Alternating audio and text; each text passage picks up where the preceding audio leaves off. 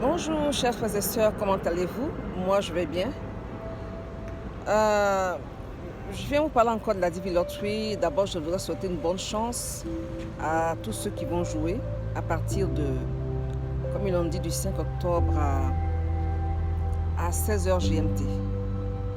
16h GMT, donc les inscriptions commencent.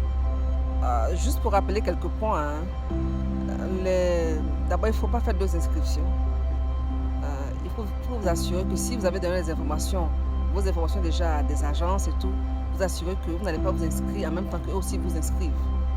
Pour éviter la double inscription. Mais c'est surtout une double inscription en tant qu'applicant principal.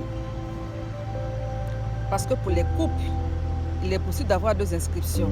C'est-à-dire que chaque conjoint s'inscrit comme applicant principal et les autres sont les bénéficiaires. J'explique. Chaque conjoint peut s'inscrire comme applicant principal et mettre les autres comme bénéficiaires. Dans mon cas, par exemple, je me suis inscrite comme applicant principal.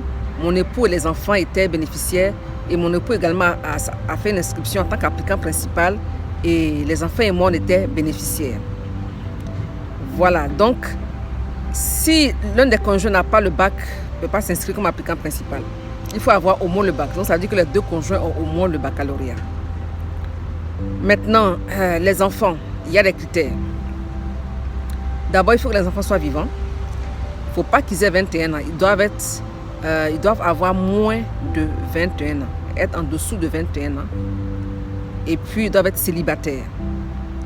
On peut inscrire aussi les enfants du conjoint. C'est-à-dire qu'un couple recomposé, dans lequel chacun avait déjà ses enfants, ils ont pu faire des enfants ensemble, ça n'exclut pas, mais ils doivent mettre tous leurs enfants réunis, les enfants de la femme, les enfants du monsieur, de l'homme et leurs enfants qu'ils ont eu ensemble, s'il y en a. On peut inscrire les enfants du conjoint, on doit inscrire même les enfants du conjoint. Il faut les mettre tous ensemble. En plus, les enfants du conjoint là, même quand on n'est plus marié, même avec un conjoint divorcé, on peut inscrire son enfant.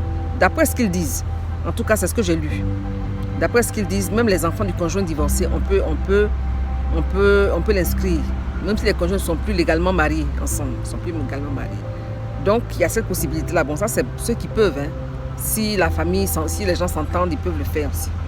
Mais vraiment, si vous pouvez aider aussi les enfants de vos conjoints, faites-le. Faites-le pour qu'il y ait la paix, qu'il n'ait pas l'impression d'avoir été abandonné dans cette affaire. Donc, c'est vraiment important d'inscrire tous les enfants.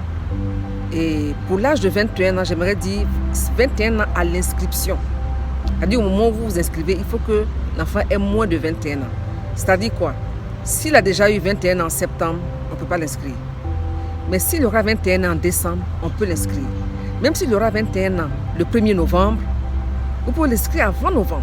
C'est-à-dire à la date de votre inscription, c'est là qu'on regarde pour voir si l'enfant avait 21 ans ou pas. Ce n'est pas dans la période d'inscription, non, à la date de votre inscription.